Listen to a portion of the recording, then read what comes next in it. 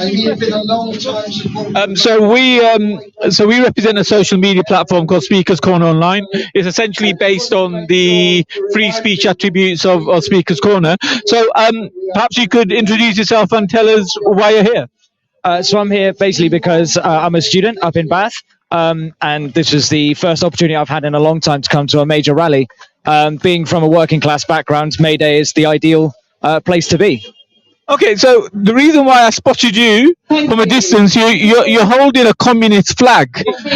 So obviously this is Britain, this is England, this is a democratic country where we exercise our free speech and we vote for who we want to vote. So by you holding the communist flag, is that to say that you're standing against democracy? Quite the opposite. The communist system operates on a proletarian government, which is a government of the people, which is made up of working people, run on the interests of working people, and the electorate is the people elected are made up from those working people. But let's just take China, for example. Nobody elects that government. They just replace each other. No, they have an electoral system. They have, I think, it's a five-tier government going from national down to regional. So they have a very democratic system, which is why the Communist Party over there has millions of members. Okay, so who's the opposition to the Communist Republic Party, whatever they're called in China? Who's the opposition party? It really depends. So the Communist Party has opposition within itself as well, which is permitted, so long as that opposition isn't actively militant, for example. So anyone who wishes to be opposition is allowed to be opposition. I'm a bit bad with names, so I can't remember the name exactly of. So are you saying that there's no opposition as a party, but the people kind of fight against each other? Not fight, but they're up against each other in getting votes. Well, in a way, like any functioning democracy is, you have to put your point of view across. There is, opposition to certain things and what have you.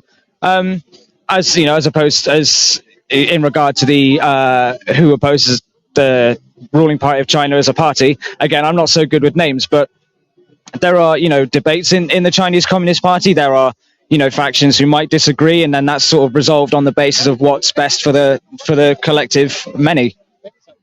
Okay, so what about things like members of the party disappearing, put in jail and then executed? Does that type of thing worry you? You mean the same people who are apparently executed and then reappear months later? And the ones that don't reappear? So which ones, for example? Again, I'm like you. I'm not sure of the names, but when you see the reports that when they appear and when they don't appear, I mean, there's never, in politics, there's never any smoke without fire, right? So we have to say that some of those stories are definitely true. It really depends. So which people, like, for example, do you mean like disappeared and were executed? Because there are some people who are imprisoned, obviously, as in any country, and then the charges are whatever they are. Again, I'm not the best versed on Chinese politics. For example, they're billionaires. We get a lot of stories about their billionaires disappearing and being executed and things like this. But again, they reappear really quickly. And the system that China has surrounding, for example, their billionaires, is that there's a lot of red tape. There's a lot of legislation to keep them from overstepping, to keep them from becoming corrupt and things like this. So it really does take a lot of damaging action for, say, a billionaire to disappear. And we get a lot of those stories from, unsurprisingly, Western sources, which are the key opposition to China. Yeah, so the last story I actually heard was one of the corrupt billionaires that he spoke to that turned politician, and he was executed. That was confirmed by the Chinese news reports. But let's move on. It's obviously one of those subjects that we're both indirectly saying that news sources are not always accurate from China, or generally, certainly not in Britain either. Yeah. So let's move on in regards to this. So would you be happy for the same system that they have in China to be implemented here in the UK? The Chinese system simply can't be implemented here because the conditions are so different. And that's the kind of the key tenet of, say, Marxist or socialist politics, is that it adapts very specifically to the conditions of a country that it's applied to. So which is why it's so different in Laos, for example, which is a Marxist-Leninist run country.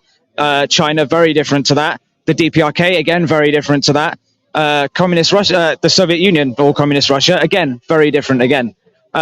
So for a communist system to work here, it would have to be adapted specifically to our conditions. But would you like that? I wouldn't be opposed to it personally, yeah, because as I said, the communist system operates on a proletarian government, which is many-tiered. It's core, run by the people and for the people. So under a communistic system, from my understanding, there wouldn't be any room for a royal family. So those of you that are supporting a communistic system, are you not committing treason? I suppose it depends on your definition of treason. If you mean treason by betraying the royal family, arguably, yeah. But if you mean treason by betraying one's country, probably not, no. So would you say, on average, those people with your political opinion would be anti-royal family? Yeah, we're very much, well, as far as I know, very much for the abolition of the royal family, yeah. Okay, cool. Well, thanks for being honest. I mean, that's the start of every good conversation. So, in terms of capitalism, can I assume that you are anti-capitalist? Yeah, for sure. Okay, so let's just talk about tax very briefly. So, organizations, private organization, corporations employ people, and those people go ahead and pay taxes, which then are paid for, towards teachers, nurses, or NHS in this world. So in your communistic utopia, if you like, or idea in your head, how would that work? Okay, so I think it's first important to address the idea of a communist utopia. Engels actually wrote a text called Socialism, Utopian and Scientific, where he kind of dismisses the idea of utopian socialism. So so communists ideally aren't utopians, because a utopia is the perfect system for absolutely everyone ever, and nobody is ever realistically going to achieve that. However, we do believe it's the best system or a better system. And in regards to taxes, we believe that the working class is taxed too much, even on an individual basis and proportionally. So a tax-funded system is, by and large, a better system, because then the funds go directly to where it's needed to go, as opposed to a system that we have now, where the working class are taxed so much that they're struggling to make ends meet daily. And this was true 5 years ago, let alone now. While the rich barely pay any proportion of their wealth in tax, and our taxes go to fund, unsurprisingly, government like the Conservative government. So under a communist tax system, the wealth would be distributed to where it needs to go. Does it worry you that more people have died under communism than any other type of political regime? But it hasn't, though. Now, if you look into the Chinese history and Mao and what happened in China, not the history that they want you to believe, but the actual impartial history, does that at least worry you? Again, we have to look at where we're getting the information from. A lot of it, again, is Western sources from the States or from here.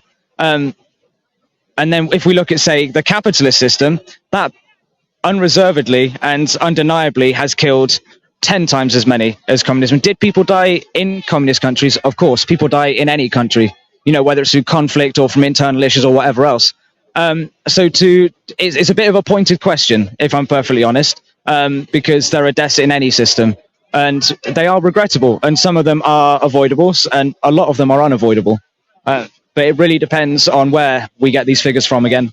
So what's your opinion about how the Nationalist Socialist Party under Adolf Hitler in Germany turned out to be quite an evil regime? And also, do you agree with President Kennedy's comments that tyranny always comes from the left? Do you agree with all what I've just outlined there? So tyranny doesn't always come from the left. In fact, it very rarely comes from the left. If we look at, say, the United States here, Putin's Russia, all of them are quite right-leaning. As much as they might like to say they're not, in reality they are. They are what, sorry? They're right-leaning. Yeah. But they're still left. No, they're right-wing. Like the America here and Russia and Putin's Russia are all very right-wing. In your opinion, right?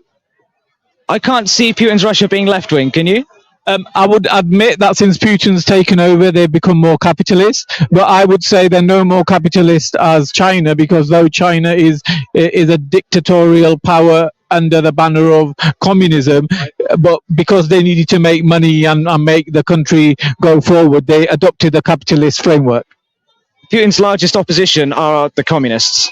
Does he have opposition, or has he kind of terminated them all? He does have opposition, but as you said, he's cracking down very, very heavily on them. And then to return to your point about, say, Hitler, his party openly opposed the Bolsheviks in writing and in action.